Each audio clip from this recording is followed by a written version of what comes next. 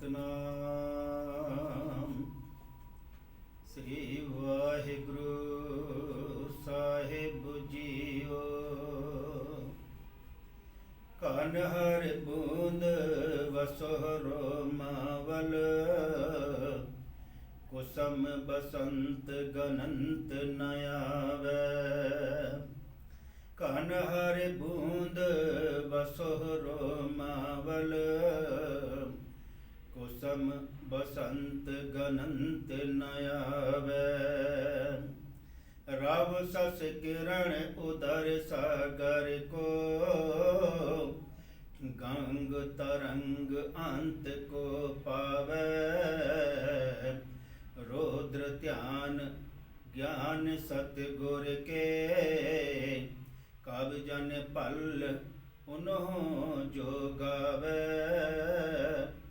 ਭਲੇ ਅਮਰਦਾਸ ਗੁਣ ਤੇਰੇ, ਤੇਰੀ ਉਪਮਾ ਤੋਹਿ ਬਨ ਆਵੈ। ਭਲੇ ਅਮਰਦਾਸ ਗੁਣ ਤੇਰੇ, ਤੇਰੀ ਉਪਮਾ ਤੋਹਿ ਬਨ ਆਵੈ। ਧੰਨ ਧੰਨ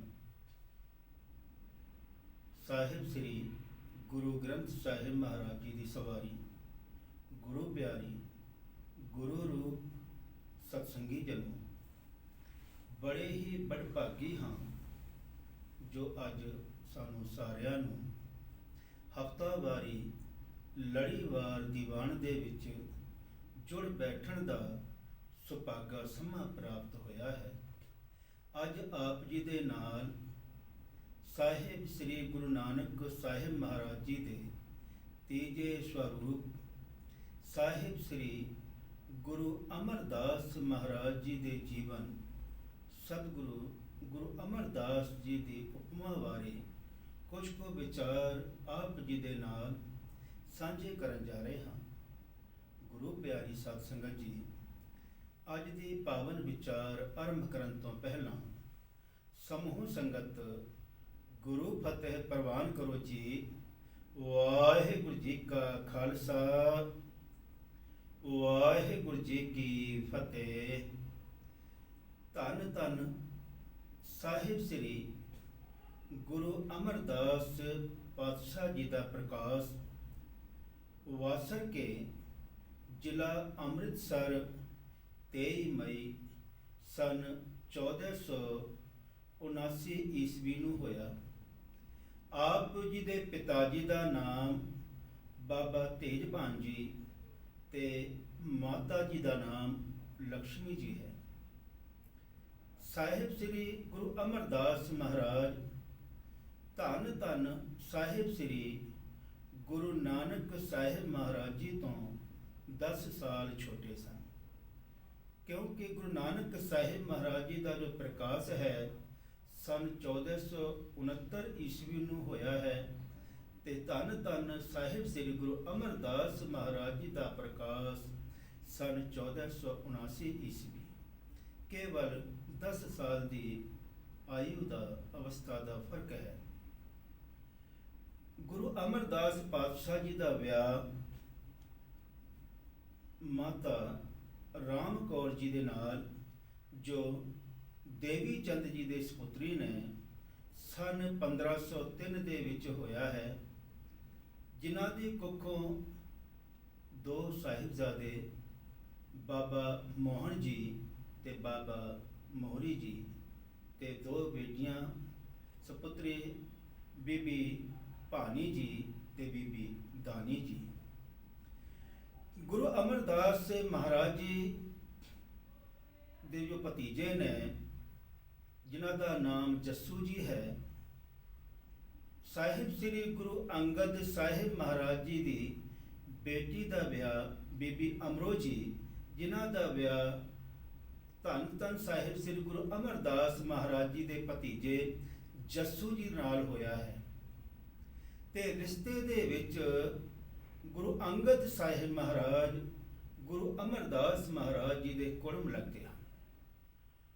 ਗੁਰੂ ਅਮਰਦਾਸ ਮਹਾਰਾਜ ਜੀ ਦਾ ਜੋ ਬਚਪਨ ਦਾ ਜੀਵਨ ਹੈ ਉਹ ਬੜਾ ਹੀ ਧਾਰਮਿਕ ਹੈ।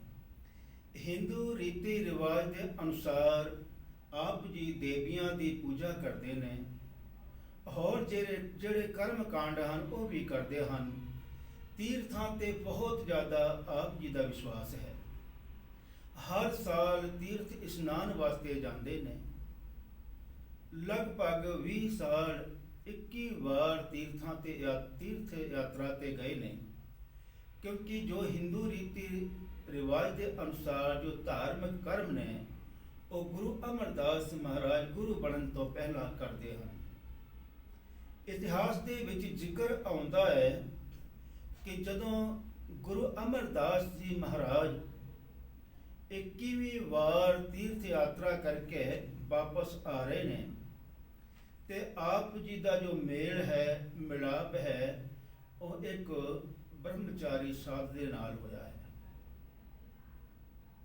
ਗੁਰੂ ਅਮਰਦਾਸ ਮਹਾਰਾਜ ਜੀ ਦੀਆਂ ਹੱਥਾਂ ਪੈਰਾਂ ਦੀ ਰੇਖਾਵਾਂ ਨੂੰ ਵੇਖ ਕਰਕੇ ਇੱਕ ਤਪਸਵੀ ਨੇ ਦੱਸ ਦਿੱਤਾ ਵੀ ਇਹ ਜਾਂ ਤੇ ਕੋਈ ਬਹੁਤ ਵੱਡੇ ਬਾਦਸ਼ਾਹ ਸ਼ਹਿਨशाह ਹੋਣਗੇ ਜਾਂ ਕੋਈ ਬਹੁਤ ਵੱਡੇ ਮਹਾਂਪੁਰਖ।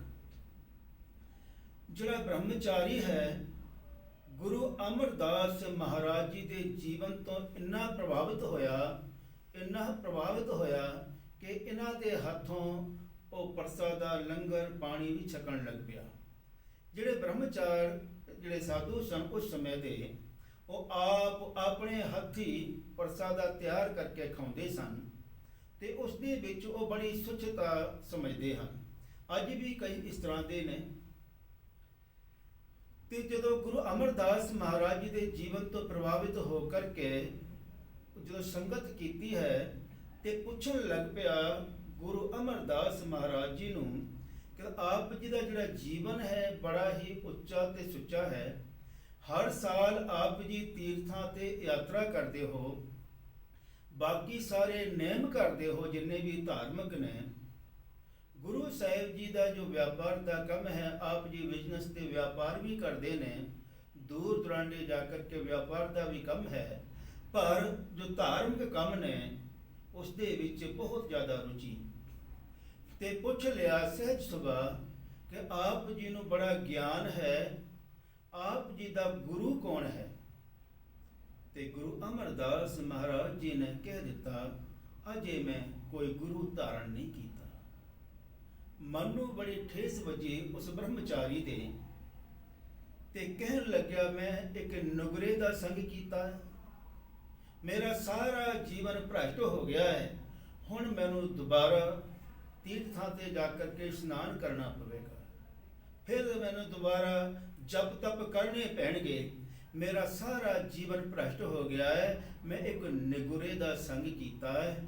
ਉਹ ਇਸ ਤਰ੍ਹਾਂ ਦੇ ਵਚਨ ਵਿਲਾਸ ਕਰਕੇ ਬ੍ਰਹਮਚਾਰੀ ਚਲਾ ਗਿਆ। ਪਰ ਗੁਰੂ ਅਮਰਦਾਸ ਮਹਾਰਾਜ ਜੀ ਦੇ ਜੀਵਨ ਦੇ ਵਿੱਚ ਇਹ ਜਿਹੜੀਆਂ ਗੱਲਾਂ ਨੇ ਉਹ ਘਰ ਕਰ ਗਈਆਂ। ਗੁਰੂ ਅਮਰਦਾਸ ਮਹਾਰਾਜ ਜੀ ਗੁਰੂ ਦੀ ਭਾਲ ਦੇ ਵਿੱਚ ਲੱਗ ਗਏ, ਕਿਉਂਕਿ ਗੁਰੂ ਤੋਂ ਬਿਨਾਂ ਸਾਰਾ ਹੀ ਜੀਵਨ ਉਹ ਭ੍ਰਸ਼ਟ ਹੈ। ਗੁਰਬਾਣੀ ਦੇ ਵਿੱਚ ਜ਼ਿਕਰ ਆਉਂਦਾ ਹੈ, ਗੁਰਮੰਤਰਹੀਣ ਸੇ ਜੋ ਪ੍ਰਾਣੀ ਤਰਗੰਤ ਜਨਮ ਭ੍ਰਸ਼ਟ ਨੇ। ਕਿਉਂਕਿ ਐਸਾ ਜਿਹੜਾ ਮਨੁੱਖ ਹੈ, ਕੁੱਕਰ ਹੈ, ਸੁਕਰ ਹੈ, ਕੱਕ ਹੈ, ਕੁੱਤੇ ਦੇ ਬਰਾਬਰ, ਸ਼ੂਰ ਦੇ ਬਰਾਬਰ ਕੱਕ ਹੈ, ਕਾਂ ਦੇ ਬਰਾਬਰ, ਸੱਪ ਦੇ ਬਰਾਬਰ, ਤੁਲਖਲੇ ਕਹਿੰਦੇ ਉਸ ਦੇ ਬਰਾਬਰ ਨਾਲ ਤੁਲਨਾ ਕੀਤੀ ਗਈ ਹੈ। ਨਿਗੁਰੇ ਕਾਹੇ ਨਾ ਉਮਰ। ਹੁਣ ਗੁਰੂ ਅਮਰਦਾਸ ਮਹਾਰਾਜ ਭਾਲ ਕਰ ਰਹੇ ਨੇ ਗੁਰੂ ਦੀ। ਘਰ ਪਹੁੰਚੇ ਤੇ ਜੋ ਇਹਨਾਂ ਦਾ ਭਤੀਜਾ ਹੈ ਜੱਸੂ ਜੀ, ਤਿਨਾਂ ਦੀ ਨੂੰਹ ਗੁਰੂ ਅੰਗਦ ਸਾਹਿਬ ਮਹਾਰਾਜ ਜੀ ਦੀ ਬੇਟੀ ਬੀਬੀ ਅਮਰੋ ਜੀ ਦੁੱਧ ਰੜਕ ਰਹੇ ਸਨ, ਨਾਲੇ ਸ਼ਬਦ ਗਾਇਨ ਕਰ ਰਹੇ ਸਨ। ਮਨ ਚੇਤਸ ਕੀ ਨਹੀਂ ਬਾਬਰਿਆ, ਹਰ ਵਿਸਰਤ ਤੇਰੇ ਗੁਣ ਕੜਿਆ। ਜਦੋਂ ਸ਼ਬਦ ਸੁਣਿਆ ਤੇ ਗੁਰੂ ਅਮਰਦਾਸ ਜੀ ਦੇ ਮਨ ਨੂੰ ਬੜੀ ਠੰਡਕ ਪਹੁੰਚੀ। ਕਹਿਣ ਲੱਗੇ, ਬੇਟੀ ਜੀ ਇਹ ਸ਼ਬਦ ਕਿਸ ਦਾ ਹੈ, ਕੀ ਗਾ ਰਹੇ ਸੀ? ਉਹਨਾਂ ਨੇ ਕਿਹਾ, ਪਿਤਾ ਜੀ ਇਹ ਸ਼ਬਦ ਸੱਚੇ ਪਾਤਸ਼ਾਹ ਸਾਹਿਬ ਸ੍ਰੀ ਗੁਰੂ ਨਾਨਕ ਸਾਹਿਬ ਮਹਾਰਾਜ ਜੀ ਦਾ ਉਚਾਰਨ ਕੀਤਾ ਹੋਇਆ ਹੈ, ਜਿਨ੍ਹਾਂ ਦੇ ਗੱਦੀ ਤੇ ਅੱਜ ਕੱਲ੍ਹ ਮੇਰੇ ਪਿਤਾ ਜੀ ਗੁਰੂ ਅੰਗਦ ਸਾਹਿਬ ਮਹਾਰਾਜ ਜੀ ਸੁਭਾਇਮਾਨ ਹਨ। ਆਪ ਜੀ ਵਿਆਹ ਵੇਲੇ ਉਹਨਾਂ ਨੂੰ ਮਿਲੇ ਸੀ ਗਲ ਬੱਕੜੀ ਪਾ ਕਰਕੇ। ਕਿਉਂਕਿ ਉਸ ਸਮੇਂ ਜਦੋਂ ਮਿਲੇ ਨੇ ਵਿਆਹ ਦੇ ਵਿੱਚ, ਕੁੜਮਾਚਾਰੀ ਦੇ ਵਿੱਚ, ਤੇ ਉਮਰ ਦੇ ਵਿੱਚ ਗੁਰੂ ਅੰਗਦ ਸਾਹਿਬ ਮਹਾਰਾਜ ਜੀ ਤੋਂ 20 ਸਾਲ ਵੱਡੇ ਹਨ, ਰਿਸ਼ਤੇ ਵਿੱਚ ਵੀ ਵੱਡੇ ਨੇ। ਤੇ ਕਹਿਣ ਲੱਗੇ, ਬੇਟਾ ਜੀ ਉਸ ਸਮੇਂ ਮੈਂ ਮਿਲਿਆ ਹਾਂ ਕੁੜਮਾਚਾਰੀ ਕਰਕੇ, ਮੈਨੂੰ ਜਿਹੜਾ ਲੋਕ ਲਾਜ ਹੈ ਵੀ ਲੋਕ ਕੀ ਆਖਣਗੇ, ਮੈਂ ਮਹਿਮਾ ਤੇ ਬੜੀ ਸੁਣੀ ਸੀ ਗੁਰੂ ਨਾਨਕ ਸਾਹਿਬ ਮਹਾਰਾਜ ਜੀ ਦੇ ਘਰ ਦੀ, ਤੇਰੇ ਪਿਤਾ ਜੀ ਗੁਰੂ ਅੰਗਦ ਸਾਹਿਬ ਮਹਾਰਾਜ ਜੀ ਦੀ, ਲੇਕਿਨ ਮੈਂ ਕੁੜਮਾਚਾਰੀ ਦੇ ਲਾਜ ਕਰਕੇ ਮਨ ਦੇ ਵਿੱਚ, ਕਿਉਂਕਿ ਬੰਦੇ ਦੇ ਕਿਤੇ ਨਾ ਕਿਤੇ ਈਗੋ ਹੁੰਦੀ ਹੈ ਵੀ ਅਸੀਂ ਪੁੱਤਰਾਂ ਵਾਲੇ ਹਾਂ, ਅਸੀਂ ਵੱਡੇ ਹਾਂ, ਇਹ ਧੀ ਵਾਲੇ ਹਨ, ਇਹ ਸਾਡੇ ਤੋਂ ਛੋਟੇ ਨੇ। ਇਹ ਅੱਜ ਵੀ ਸਮਾਜ ਦੇ ਵਿੱਚ ਬਹੁਤ ਜ਼ਿਆਦਾ ਜਿਹੜੀ ਕੁਰੀਤੀ ਹੈ ਉਹ ਫੈਲੀ ਹੋਈ ਹੈ। ਤੇ ਗੁਰੂ ਅਮਰਦਾਸ ਮਹਾਰਾਜ ਅਜੇ ਗੁਰੂ ਨਹੀਂ ਬਣੇ, ਤੇ ਉਹ ਰਿਸ਼ਤੇ ਵਿੱਚ ਗੁਰੂ ਅੰਗਦ ਸਾਹਿਬ ਦੀ ਵਿੱਚ ਵੱਡੇ ਨੇ, ਉਮਰ ਵਿੱਚ ਵੀ ਵੱਡੇ ਹਨ, ਪਰ ਅੱਜ ਨਿਮਾਣੇ ਤੇ ਨਿਤਾਣੇ ਹੋ ਕਰਕੇ ਬੇਟੀ ਅਮਰੋ ਜੀ ਨੂੰ ਆਖ ਰਹੇ ਨੇ ਕਿ ਅੱਜ ਮੈਂ ਮਨ ਕਰਕੇ, ਧਨ ਕਰਕੇ ਅੱਜ ਮੈਂ ਉਹਨਾਂ ਦੇ ਦਰਸ਼ਨ ਦੀਦਾਰੇ ਕਰਨੇ ਚਾਹੁੰਦਾ ਹਾਂ। ਗੁਰੂ ਅੰਗਦ ਸਾਹਿਬ ਮਹਾਰਾਜ ਜੀ ਦੇ ਦਰਬਾਰ ਵਿੱਚ ਜਦੋਂ ਪਹੁੰਚਦੇ ਨੇ, ਗੁਰੂ ਅੰਗਦ ਸਾਹਿਬ ਮਹਾਰਾਜ ਜੀ ਦੇ ਜਦੋਂ ਦਰ ਤੇ ਪਹੁੰਚਦੇ ਨੇ ਗੁਰੂ ਅਮਰਦਾਸ ਜੀ ਮਹਾਰਾਜ, ਤਾਂ ਉਹਨਾਂ ਦਾ ਬੜਾ ਹੀ ਆਓ ਭਗਤ ਗੁਰੂ ਸਾਹਿਬ ਜੀ ਕਰਦੇ ਨੇ, ਕਿਉਂਕਿ ਰਿਸ਼ਤੇ ਵਿੱਚ ਕੁੜਮ ਹਨ। ਗੁਰੂ ਅਮਰਦਾਸ ਜੀ ਮਹਾਰਾਜ ਹੱਥ ਜੋੜ ਕੇ ਬੇਨਤੀ ਕਰਨ ਲੱਗੇ, ਇਹ ਦੀਨ ਦੁਨੀਆ ਦੇ ਮਾਲਕ ਸਤਿਗੁਰੂ, ਅੱਜ ਮੈਂ ਕੁੜਮਾਚਾਰੀ ਕਰਕੇ, ਕੁੜਮ ਬਣ ਕੇ ਤੇਰੇ ਦਰ ਤੇ ਨਹੀਂ ਆਇਆ, ਅੱਜ ਇੱਕ ਮੈਂ ਸਿੱਖ ਬਣ ਕੇ, ਇੱਕ ਭਿਖਾਰੀ ਬਣ ਕੇ ਤੇਰੇ ਦਰ ਤੇ ਆਇਆ। ਔਰ ਗੁਰੂ ਸਾਹਿਬ ਜੀ ਦੇ ਮਿਲਾਪ ਦੇ ਲਈ ਭਾਈ ਸਾਹਿਬ ਭਾਈ ਗੁਰਦਾਸ ਜੀ ਦੇ ਬੜੇ ਸੁੰਦਰ ਵਚਨ ਨੇ। ਜਦੋਂ ਮਨ ਦੇ ਵਿੱਚ ਮਿਲਣ ਦੀ ਤਾਂਘ ਹੋਵੇ, ਮਿਲਣ ਦੀ ਇੱਛਾ ਹੋਵੇ, ਤੇ ਕੋਈ ਵੀ ਸਿੱਖ ਜਦੋਂ ਇੱਕ ਕਦਮ ਗੁਰੂ ਵੱਲ ਵਧਾਉਂਦਾ ਹੈ, ਤੇ ਸਤਿਗੁਰੂ ਜੀ ਸੈਂਕੜੇ ਹੀ ਕਦਮ ਅੱਗੇ ਵੱਧ ਕੇ ਜੱਫੀ ਵਿੱਚ ਪਾ ਲੈਂਦੇ ਨੇ। ਜਿਵੇਂ ਇੱਕ ਪਿਤਾ ਹੈ ਆਪਣੇ ਬੱਚੇ ਨੂੰ, ਛੋਟੇ ਜਿਹੇ ਬੱਚੇ ਨੂੰ ਆਖਦਾ ਹੈ, ਪੁੱਤਰ ਤੂੰ ਤੁਰਨ ਦੀ ਕੋਸ਼ਿਸ਼ ਕਰ। ਛੋਟਾ ਜਿਹਾ ਬੱਚਾ ਜਦੋਂ ਤੁਰਦਾ ਹੈ, ਜਦੋਂ ਡਿੱਗਣ ਲੱਗ ਪੈਂਦਾ ਹੈ, ਤੇ ਪਿਤਾ ਦੌੜ ਕੇ ਉਹਨੂੰ ਜੱਫੀ ਵਿੱਚ ਪਾ ਲੈਂਦਾ, ਡਿੱਗਣ ਨਹੀਂ ਦਿੰਦਾ। ਇਸੇ ਤਰ੍ਹਾਂ ਮੇਰੇ ਸਤਿਗੁਰੂ ਜੀ ਨੇ, ਜਦੋਂ ਗੁਰੂ ਅਮਰਦਾਸ ਜੀ ਮਹਾਰਾਜ ਗੁਰੂ ਦੀ ਭਾਲ ਦੇ ਵਿੱਚ ਹਨ, ਮਨ ਦੇ ਵਿੱਚ ਅਰਦਾਸਾਂ ਕਰ ਰਹੇ ਨੇ ਵੀ ਮੈਨੂੰ ਕੋਈ ਸੱਚਾ ਗੁਰੂ ਲੱਭ ਜਾਵੇ। ਜਦੋਂ ਸਤਿਗੁਰਾਂ ਦੀ ਪਾਵਨ ਬਾਣੀ ਸੁਣੀ, ਪਤਾ ਲੱਗਿਆ ਗੁਰੂ ਨਾਨਕ ਦੀ ਗੱਦੀ ਦੇ ਜੋ ਵਾਰਿਸ ਨੇ ਗੁਰੂ ਅੰਗਦ ਸਾਹਿਬ ਮਹਾਰਾਜ ਹਨ। ਭਾਈ ਸਾਹਿਬ ਭਾਈ ਗੁਰਦਾਸ ਜੀ ਦੇ ਬਚਨ, ਚਾਰਨ ਸਰਨ ਗੁਰ ਏਕ ਪੈਂਡਾ ਜਾਏ ਚੱਲ, ਸਤਿਗੁਰ ਕੋਟ ਪੈਂਡਾ ਆਗੇ ਹੋਏ ਲੇਤਾ ਹੈ। ਸਤਿਗੁਰ ਕੋਟ ਪੈਂਡਾ ਆਗੇ ਹੋਏ ਲੇਤਾ ਹੈ।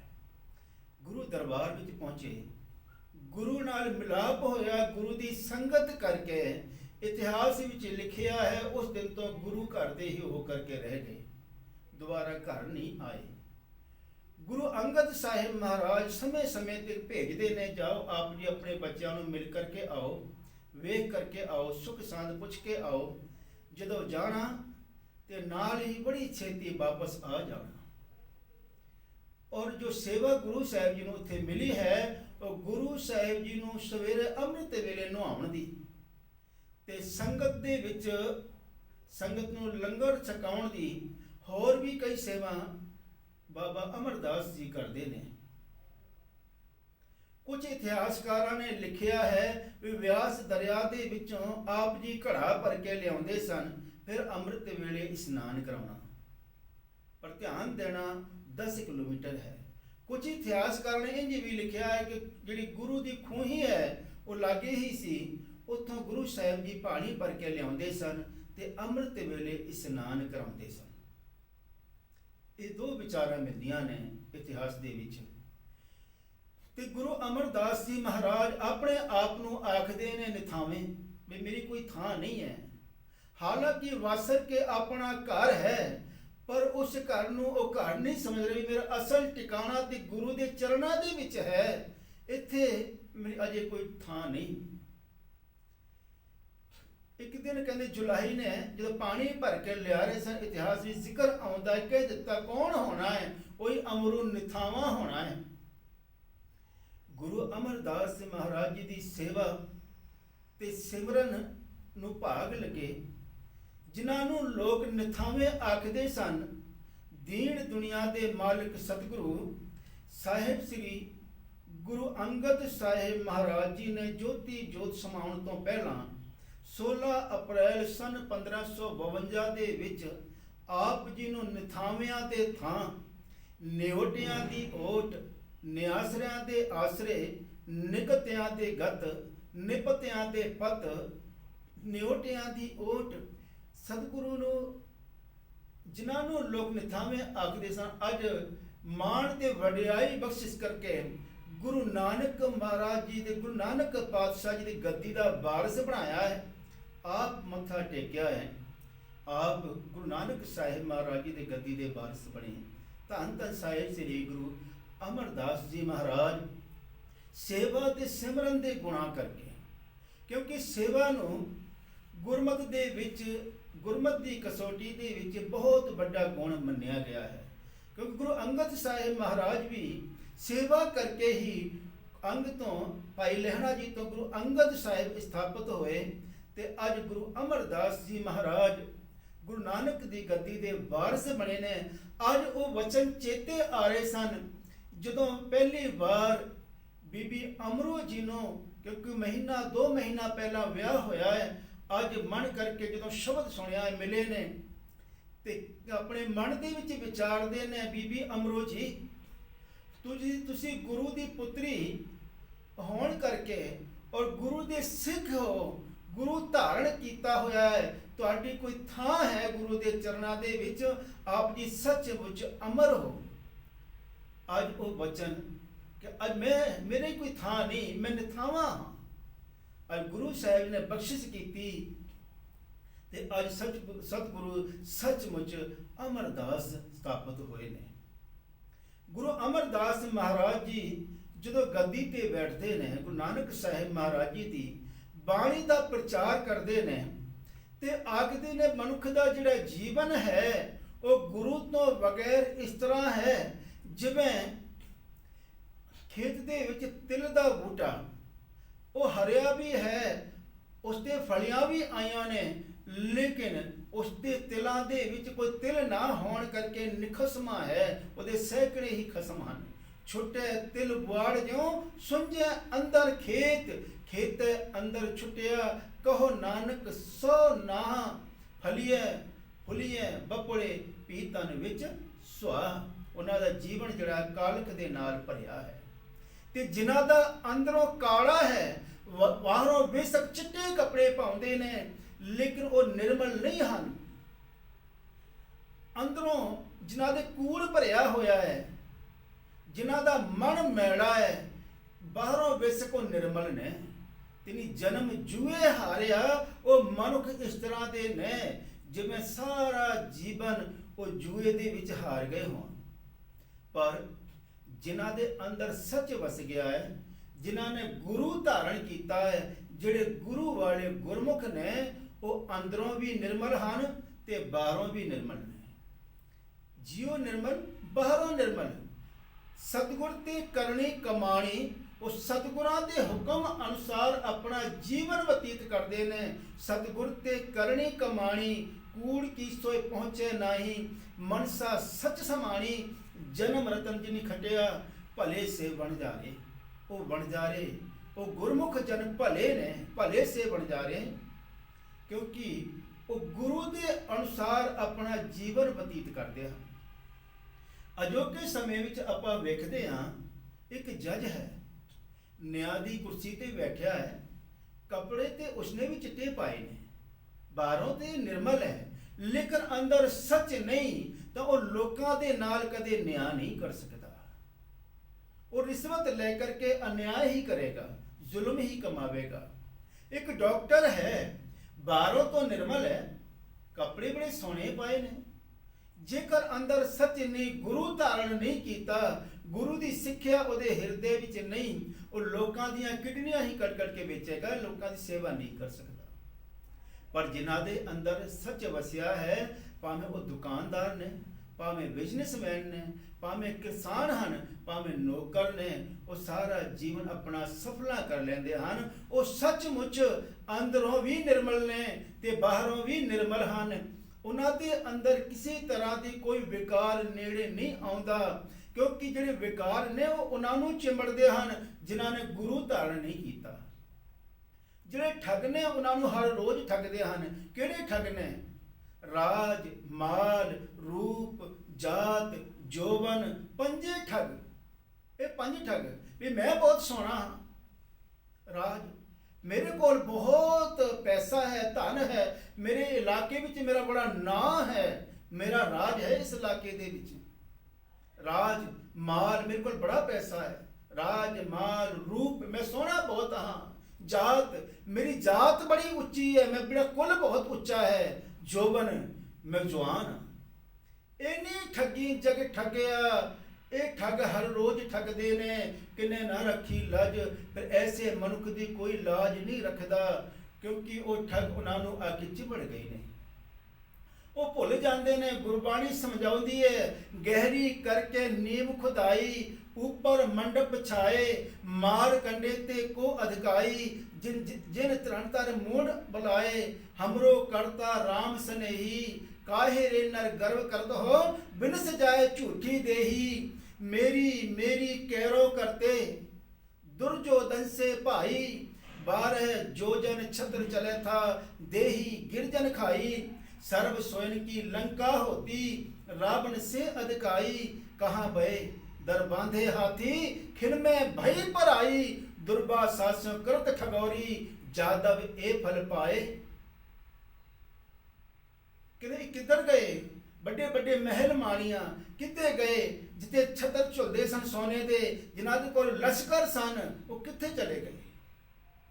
ਜਿਨ੍ਹਾਂ ਦੇ ਮਹਿਲ ਬੜੇ ਉੱਚੇ ਸਨ, ਜਿੰਨੀਆਂ ਉੱਚੀਆਂ ਇਮਾਰਤ ਉੱਤੇ ਸਨ, ਉਨੀਆਂ ਉਹਨਾਂ ਦੀ ਜਿਹੜੀ ਨੀਹਾਂ ਵੀ ਬੜੀ ਡੂੰਘੀਆਂ ਸਨ। ਉਹ ਰਾਜੇ ਮਹਾਰਾਜੇ ਕਿੱਧਰ ਗਏ? ਮਨੁੱਖ ਭੁੱਲ ਜਾਂਦਾ ਹੈ, ਕਿਉਂਕਿ ਜੀਵਨ ਵਿੱਚ ਜਿਨ੍ਹਾਂ ਨੇ ਗੁਰੂ ਧਾਰਨ ਨਹੀਂ ਕੀਤਾ ਉਹ ਠੱਗੇ ਜਾਂਦੇ ਨੇ। ਪਰ ਜਿਨ੍ਹਾਂ ਨੇ ਗੁਰੂ ਧਾਰਨ ਕੀਤਾ ਹੈ, ਗੁਰੂ ਸਾਹਿਬ ਜੀ ਬਖਸ਼ਿਸ਼ ਕਰਦੇ ਨੇ ਕਿ ਮੈਂ ਉਹਨਾਂ ਗੁਰਮੁਖ ਪਿਆਰਿਆਂ ਤੇ ਬਰਿਹਾਰ ਜਾਂਦਾ, ਸਦਕੇ ਜਾਂਦਾ। ਉਹ ਅੰਦਰੋਂ ਵੀ ਨਿਰਮਲ ਨੇ, ਬਾਹਰੋਂ ਵੀ ਨਿਰਮਲ ਨੇ। ਸਤਿਗੁਰ ਤੇ ਕਰਨੀ ਕਮਾਣੀ, ਕੂੜ ਕੀ ਸੋਏ ਪਹੁੰਚਿਆ ਨਹੀਂ। ਮਨਸਾ ਸਤ ਸਮਾਣੀ, ਜਨਮ ਰਤਨ ਜਿਨ ਖਟਿਆ, ਭਲੇ ਸੇ ਬਣ ਜਾ ਰਹੇ। ਉਹ ਆਪਣੇ ਜੀਵਨ ਦੀ ਬਾਜੀ ਜਿੱਤ ਲੈਂਦੇ ਹਨ।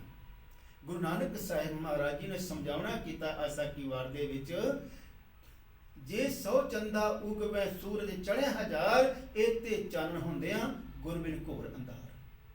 ਤੇ ਗੁਰੂ ਸਾਹਿਬ ਜੀ ਗੁਰੂ ਧਾਰਨ ਕਰਨ ਤੋਂ ਬਾਅਦ ਫਿਰ ਦੁਬਾਰਾ ਤੀਰਥਾਂ ਵੱਲ ਗਏ ਨੇ। ਉਹ ਕਾਹਦੇ ਵਾਸਤੇ? ਲੋਕਾਂ ਦਾ ਉद्धार ਕਰਨ ਵਾਸਤੇ। ਤੀਰਥ ਉਦਮ ਸਤਿਗੁਰ ਕੀਆ, ਸਭ ਲੋਕ ਉਦਾਹਰਣ ਅਰਥਾ।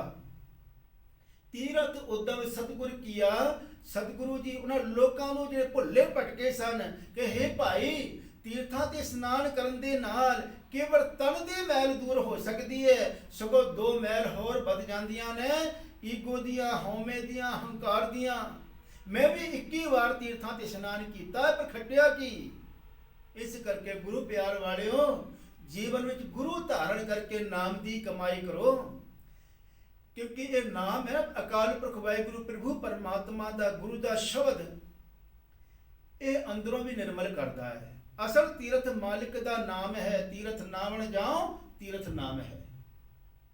ਤੀਰਥ ਸ਼ਬਦ ਵਿਚਾਰ ਅੰਦਰ ਗਿਆਨ ਹੈ, ਇਹ ਅਸਲ ਤੀਰਥ ਹੈ। ਤੇ ਗੁਰੂ ਸਾਹਿਬ ਜੀ ਨੇ ਤੀਰਥਾਂ ਦੀ ਖੰਡਨਾ ਕਰਦੇ ਹੋਏ ਗੁਰੂ ਸਾਹਿਬ ਜੀ ਫਿਰ ਦੁਬਾਰਾ ਨਿਕਲੇ ਨੇ। ਤੀਰਥ ਉਦਮ ਸਤਿਗੁਰ ਕੀਆ, ਸਭ ਲੋਕ ਉਤਰਨ ਅਰਥਾ। ਪਰ ਲੋਕ ਜਿਹੜੇ ਨੇ ਉਹ ਸੋਚਦੇ ਨੇ ਸਾਰੇ ਤੀਰਥਾਂ ਤੇ ਇਸ਼ਨਾਨ ਕਰਨ ਦੇ ਨਾਲ ਪਾਪ ਲੱਥੇ ਜਾਣਗੇ। ਤੀਰਥ ਨਾ ਕਹੇ ਸਭ ਉਤਰੀ, ਬਹੁਰ ਕਮਾਵੇ ਹੋਏ ਨਿਸੰਕ। ਫਿਰ ਦੁਬਾਰਾ ਪਾਪ ਇੰਜ ਸ਼ੁਰੂ ਕਰ ਦੇਣ ਜਿਵੇਂ ਉਹਨਾਂ ਨੂੰ ਸਰਟੀਫਿਕੇਟ ਮਿਲ ਗਿਆ ਹੋਵੇ।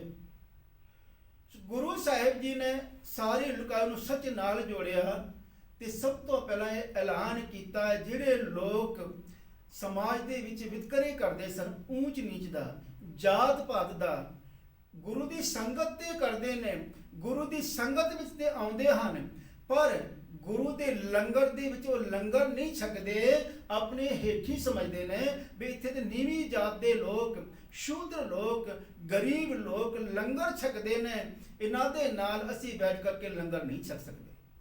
ਉਹ ਕੇਵਲ ਸੰਗਤ ਕਰਦੇ ਨੇ, ਗੁਰੂ ਦੀ ਸੰਗਤ ਵਿੱਚ ਆਉਂਦੇ ਨੇ, ਨਾਮ ਜਪਦੇ ਨੇ, ਸਿਮਰਨ ਕਰਦੇ ਹਨ, ਪਰ ਲੰਗਰ ਨਹੀਂ ਛਕਦੇ। ਤੇ ਗੁਰੂ ਸਾਹਿਬ ਜੀ ਨੇ ਹੁਕਮ ਜਾਰੀ ਕਰ ਦਿੱਤਾ, ਪਹਿਲਾਂ ਪੰਗਤ ਪਾਛੇ ਸੰਗਤ। ਪਹਿਲਾਂ ਪੰਗਤ, ਆਪ ਜੀ ਨੂੰ ਪਹਿਲਾਂ ਪੰਗਤ ਵਿੱਚ ਬੈਠ ਕਰਕੇ ਲੰਗਰ ਛਕਣਾ ਪਵੇਗਾ। ਜਿਹੜਾ ਈਗੋ ਹੈ, ਅਹੰਕਾਰ ਹੈ, ਉਹਦਾ ਤਿਆਗ ਕਰਨਾ ਪਏਗਾ। ਉਸ ਤੋਂ ਬਾਅਦ ਹੀ ਗੁਰੂ ਦੇ ਦਰਸ਼ਨ ਦਿਦਾਰੇ ਹੋਣਗੇ। ਅਕਬਰ ਬਾਦਸ਼ਾਹ ਵੀ ਜਦੋਂ ਗੁਰੂ ਸਾਹਿਬ ਜੀ ਨੂੰ ਮਿਲਣ ਵਾਸਤੇ ਆਇਆ ਹੈ ਤਾਂ ਹੁਕਮ ਸੀ ਵੀ ਪਹਿਲਾ ਪੰਗਤ, ਤਾਂ ਉਸਨੇ ਪਹਿਲਾ ਪੰਗਤ ਵਿੱਚ ਬੈਠ ਕਰਕੇ, ਹੇਠਾਂ ਬੈਠ ਕਰਕੇ, ਕਿਉਂਕਿ ਇਹ ਦਰਬਾਰ ਐਸਾ ਹੈ ਜਿਸ ਦੇ ਵਿੱਚ ਰਾਣਾ ਤੇ ਰੰਕ ਦੋਵੇਂ ਹੀ ਬਰਾਬਰ ਨੇ। ਉਸ ਪੰਗਤ ਵਿੱਚ ਬੈਠ ਕਰਕੇ ਉਸਨੇ ਲੰਗਰ ਦਾ ਆਨੰਦ ਮਾਣਿਆ, ਬਾਅਦ ਦੇ ਵਿੱਚ ਗੁਰੂ ਦੇ ਦਰਸ਼ਨ ਕੀਤੇ ਤੇ ਬੜਾ ਖੁਸ਼ ਹੋਇਆ ਔਰ ਕਹਿਣ ਲੱਗਿਆ, ਅੱਜ ਜੋ ਆਨੰਦ ਮੈਨੂੰ ਇਸ ਲੰਗਰ ਦੇ ਵਿੱਚ ਆਇਆ ਹੈ, ਕਦੇ ਰਾਜ ਦਰਬਾਰ ਦੇ ਵਿੱਚ, ਉਸ ਖਾਣੇ ਦੇ ਵਿੱਚ, ਉਸ ਭੋਜਨ ਦੇ ਵਿੱਚ ਕਦੇ ਨਹੀਂ ਆਇਆ ਜੋ ਅੱਜ ਗੁਰੂ ਦੇ ਲੰਗਰ ਦੇ ਵਿੱਚ ਮੈਨੂੰ ਆਨੰਦ ਮਿਲਿਆ ਹੈ। ਖੁਸ਼ ਹੋ ਕਰਕੇ ਉਸਨੇ ਜਗੀਰ ਲਾਉਣੀ ਚਾਹੀ ਗੁਰੂ ਦਰਬਾਰ ਨੂੰ, ਤਾਂ ਗੁਰੂ ਸਾਹਿਬ ਜੀ ਨੇ ਇਨਕਾਰ ਕਰ ਦਿੱਤਾ ਵੀ ਇਹ ਗੁਰੂ ਦੀ ਸੰਗਤ ਦੇ ਦੁਆਰਾ ਚੱਲਦਾ ਹੈ ਤੇ ਸੰਗਤ ਦੇ ਦੁਆਰਾ ਹੀ ਚੱਲਦਾ ਰਹੇਗਾ।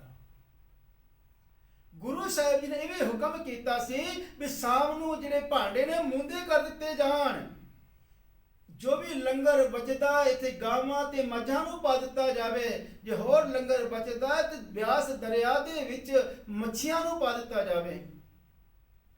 ਤੇ ਭਾਈ ਦਰਗਾਹ ਮਲ ਜੀ ਇਹ ਸੇਵਾ ਨਿਭਾਉਂਦੇ ਨੇ।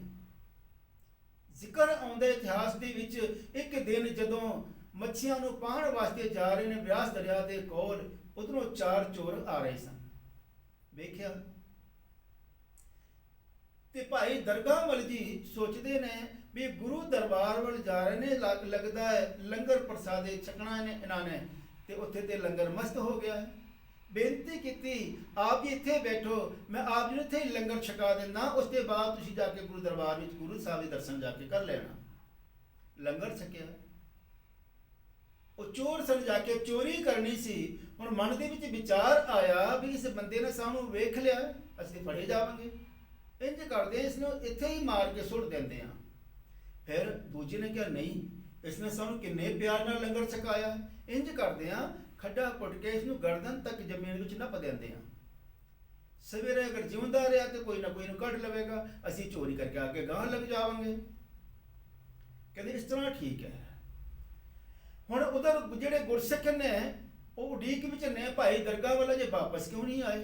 ਪੂਰੀ ਰਾਤ ਇਸੇ ਤਰ੍ਹਾਂ ਲੰਘ ਗਈ, ਚੋਰ ਚੋਰੀ ਨਹੀਂ ਕਰ ਸਕੇ। ਦੀਵਾਨ ਸਜਿਆ, ਪੁੱਛਿਆ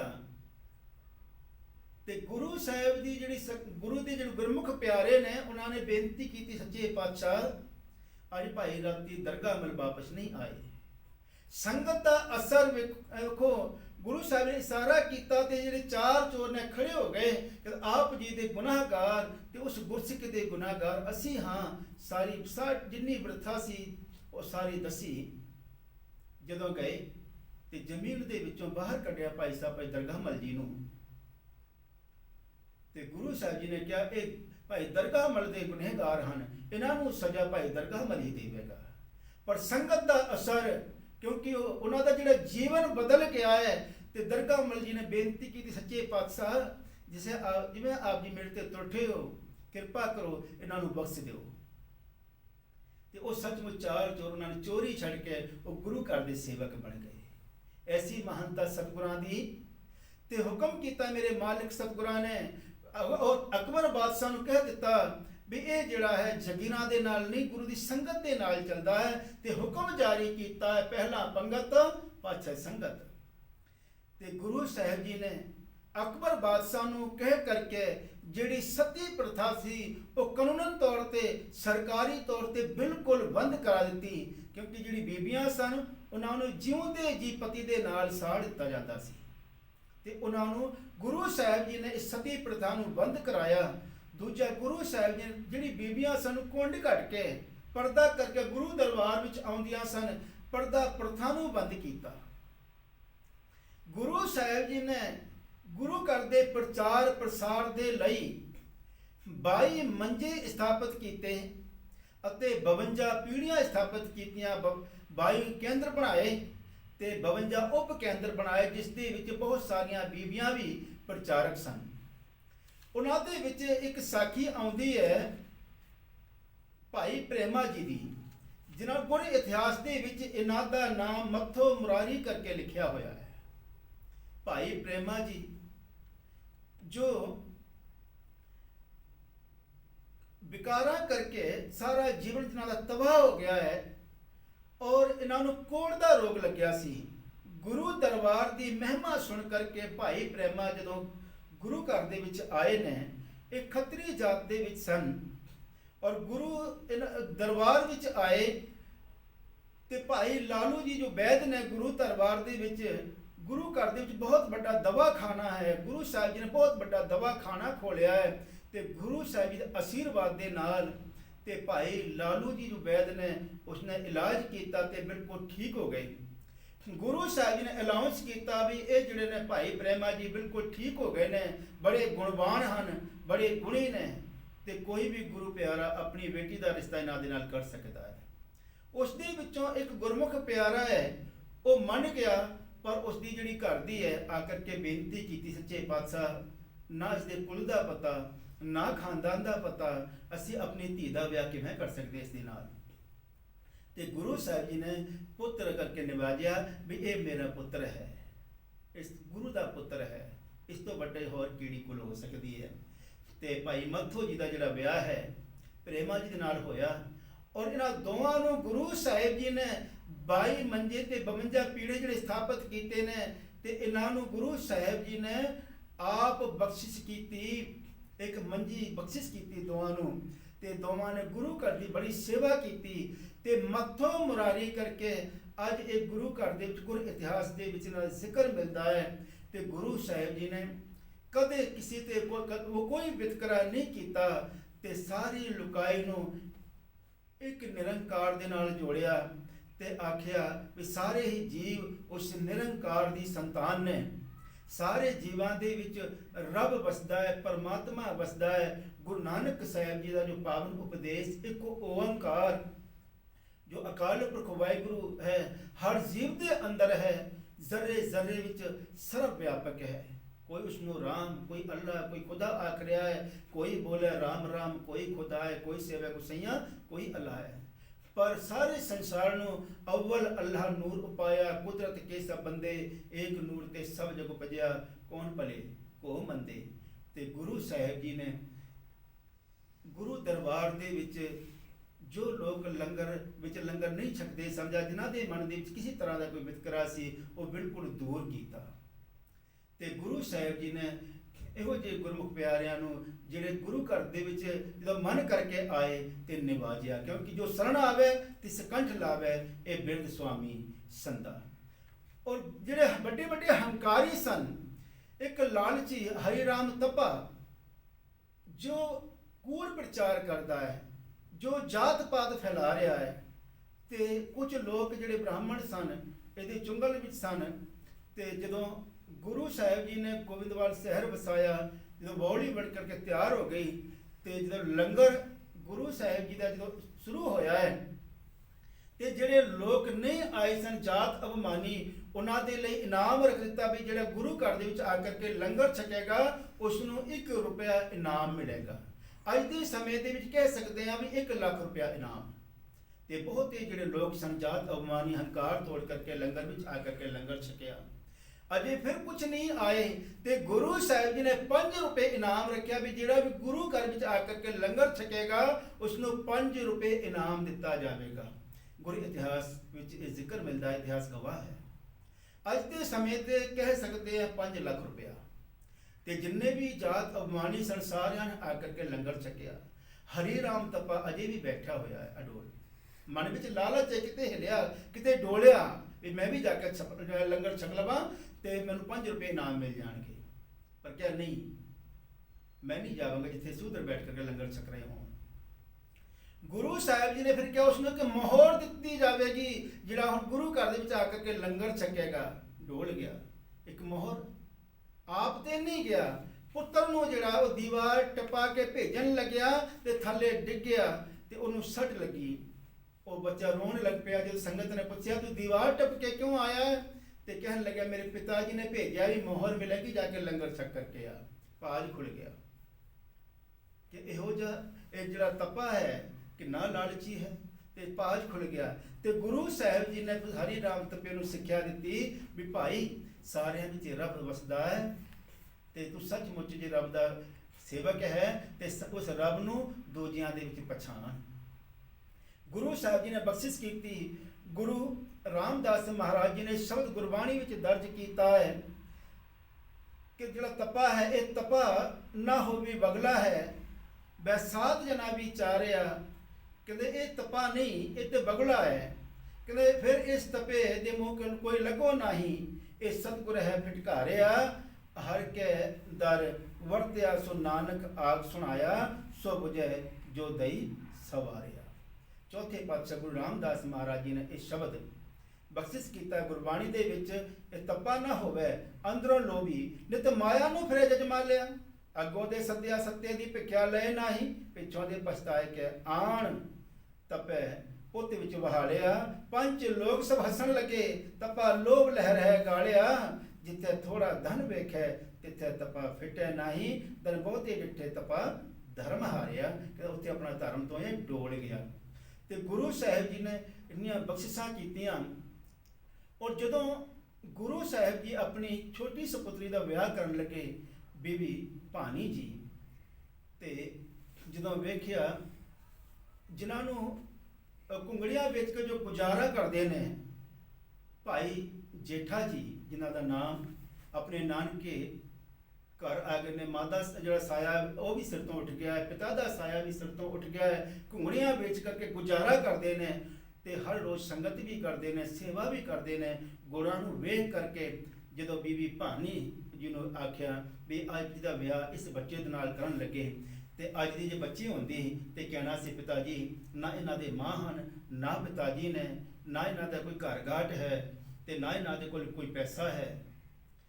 ਤੇ ਧੰਨ ਬੀਬੀ ਭਾਨੀ ਜੀ, ਜਿੱਥੇ ਪਿਤਾ ਜੀ ਨੇ ਕਿਹਾ ਉੱਥੇ ਸਤ ਵਚਨ ਕਰਕੇ ਸੀਸ ਨਿਭਾਇਆ। ਉਹ ਬੱਚੀ ਇੱਕ ਗੁਰੂ ਦੀ ਬੇਟੀ, ਇੱਕ ਗੁਰੂ ਦੀ ਮਾਂ, ਇੱਕ ਗੁਰੂ ਦੀ ਦਾਦੀ, ਇੱਕ ਗੁਰੂ ਦੀ ਪੜਦਾਦੀ ਹੋਣ ਦਾ ਜਿਹੜਾ ਉਹਨਾਂ ਨੂੰ ਮਾਣ ਪ੍ਰਾਪਤ ਹੋਇਆ ਹੈ ਬੀਬੀ ਭਾਨੀ ਜੀ ਨੂੰ। ਗੁਰੂ ਰਾਮਦਾਸ ਜੀ ਮਹਾਰਾਜ, ਧੰਨ ਧੰਨ ਰਾਮਦਾਸ ਗੁਰ ਜਿਨ ਸਿਰਿਆ ਤਿਨੇ ਸਵਾਰਿਆ, ਜਿਨ੍ਹਾਂ ਦੇ ਦਰ ਤੇ ਅੱਜ ਸਾਰਿਆਂ ਦੀ ਜਿਹੜੀ ਇੱਛਾਵਾਂ ਨੇ ਉਹ ਪੂਰੀਆਂ ਹੁੰਦੀਆਂ ਹਨ। ਤੇ ਜਦੋਂ ਗੁਰਗੱਦੀ ਬਖਸ਼ਿਸ਼ ਕੀਤੀ ਮੇਰੇ ਮਾਲਿਕ ਸਤਿਗੁਰਾਂ ਨੇ ਹੁਕਮ ਕੀਤਾ ਹੈ ਵੀ ਥੜੇ ਤਿਆਰ ਕੀਤੇ ਜਾਣ। ਸ਼ਾਮ ਨੂੰ ਸਤਿਗੁਰੂ ਜੀ ਸਵੇਰੇ ਹੁਕਮ ਕਰਦੇ ਨੇ, ਸ਼ਾਮ ਨੂੰ ਕਹਿ ਦਿੰਦੇ ਨੇ ਥੜੇ ਠੀਕ ਨਹੀਂ ਬਣੇ ਢਾਹ ਦਿੱਤੇ ਜਾਣ। ਫਿਰ ਦੁਬਾਰਾ ਹੁਕਮ ਕਰਦੇ ਨੇ ਜੇ ਥੜੇ ਠੀਕ ਨਹੀਂ ਬਣੇ ਢਾਹ ਦਿੱਤੇ ਜਾਣ। ਜਦੋਂ ਤੀਜੇ ਦਿਨ ਫਿਰ ਹੁਕਮ ਹੋਇਆ ਹੈ ਤੇ ਭਾਈ ਰਾਮਾ ਜੀ ਕਹਿਣ ਲੱਗੇ ਸਤਿਗੁਰੂ ਜੀ ਲੱਗਦਾ ਬਜ਼ੁਰਗ ਹੋ ਗਏ ਨੇ, ਬੁੱਢੇ ਹੋ ਗਏ ਨੇ, ਮਤ ਕੋਈ ਨਹੀਂ, ਮੈਂ ਇੰਨੇ ਪਿਆਰ ਦੇ ਨਾਲ ਥੜਾ ਤਿਆਰ ਕੀਤਾ ਤੇ ਆ ਕਰਕੇ ਨੁਕਸ ਕੱਢ ਦਿੰਦੇ ਆ। ਪਰ ਭਾਈ ਜੇਠਾ ਜੀ ਕੋਲ ਜਦੋਂ ਸੰਗਤ ਨੇ ਪੁੱਛਿਆ ਵੀ ਤੁਸੀਂ ਕਿਉਂ ਢਾਹ ਦਿੱਤਾ, ਉਹਨਾਂ ਨੇ ਢਾਇਆ ਵੀ ਭਾਈ ਰਾਮਾ ਜੀ ਨੇ। ਕਹਿਣ ਲੱਗੇ ਮੈਨੂੰ ਤੇ ਕੇਵਲ ਸਤਿਗੁਰਾਂ ਦੀ ਖੁਸ਼ੀ ਚਾਹੀਦੀ ਹੈ, ਸਤਿਗੁਰਾਂ ਦਾ ਹੁਕਮ ਹੈ ਉਸਾਰੋ, ਤੇ ਉਹਨਾਂ ਦੀ ਖੁਸ਼ੀ ਲੈਣ ਦੇ ਲਈ ਮੈਂ ਉਸਾਰੀ ਕਰਦਾ। ਜਦੋਂ ਮੇਰੇ ਮਾਲਕ ਕਹਿੰਦੇ ਨੇ ਢਾਹ ਦਿਓ ਤੇ ਉਹਨਾਂ ਢਾਣ ਦੇ ਵਿੱਚ ਖੁਸ਼ੀ ਹੈ ਤੇ ਮੈਂ ਇਸ ਨੂੰ ਢਾਹ ਦਿੰਦਾ, ਤੇ ਮੈਨੂੰ ਕੇਵਲ ਸਤਿਗੁਰਾਂ ਦੀ ਖੁਸ਼ੀ ਚਾਹੀਦੀ ਹੈ, ਮੈਨੂੰ ਕੁਝ ਨਹੀਂ ਚਾਹੀਦਾ। ਤੇ ਗੁਰੂ ਸਾਹਿਬ ਜੀ ਨੇ ਇਹਨਾਂ ਗੁਣਾਂ ਕਰਕੇ ਜਿਹੜੀ ਗੁਰਗੱਦੀ ਹੈ ਗੁਰੂ ਨਾਨਕ ਸਾਹਿਬ ਮਹਾਰਾਜ ਗੱਦੀ ਦਾ ਵਾਰਿਸ ਧੰਨ ਧੰਨ ਸਾਹਿਬ ਸ੍ਰੀ ਗੁਰੂ ਰਾਮਦਾਸ ਮਹਾਰਾਜ ਜੀ ਨੂੰ ਬਖਸ਼ਿਸ਼ ਕੀਤੀ। ਆਪ ਜੀ ਨੇ ਗੁਰੂ ਰਾਮਦਾਸ ਪਾਤਸ਼ਾਹ ਜੀ ਨੂੰ ਗੁਰੂ ਨਾਨਕ ਸਾਹਿਬ ਮਹਾਰਾਜ ਜੀ ਦਾ ਗੱਦੀ ਦਾ ਵਾਰਿਸ ਬਣਾਇਆ।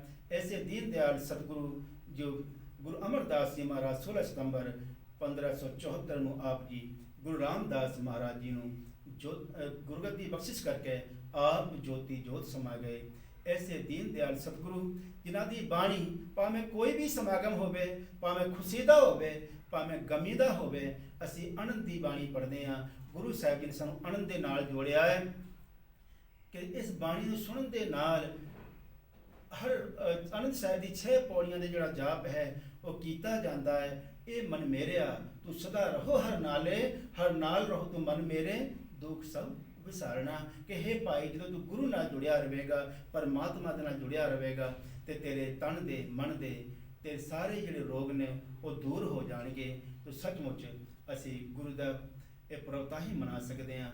ਗੁਰੂ ਦੀ ਜੋ ਸਿੱਖਿਆ ਹੈ ਉਹ ਧਾਰਨ ਕਰੀਏ, ਗੁਰੂ ਵਾਲੀ ਬਣੀਏ, ਤਾਂ ਕਿ ਗੁਰੂ ਧਾਰਨ ਕਰਕੇ ਹੀ ਅਸੀਂ ਆਪਣਾ ਜੀਵਨ ਸਫਲਾ ਕਰ ਸਕਦੇ ਹਾਂ।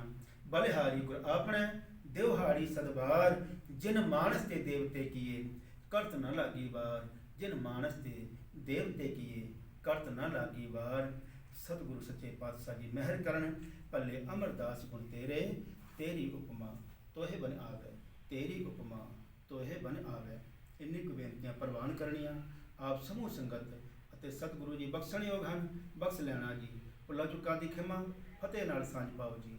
ਵਾਹਿਗੁਰੂ ਜੀ ਕਾ ਖਾਲਸਾ, ਵਾਹਿਗੁਰੂ ਜੀ ਕੀ ਫਤਿਹ।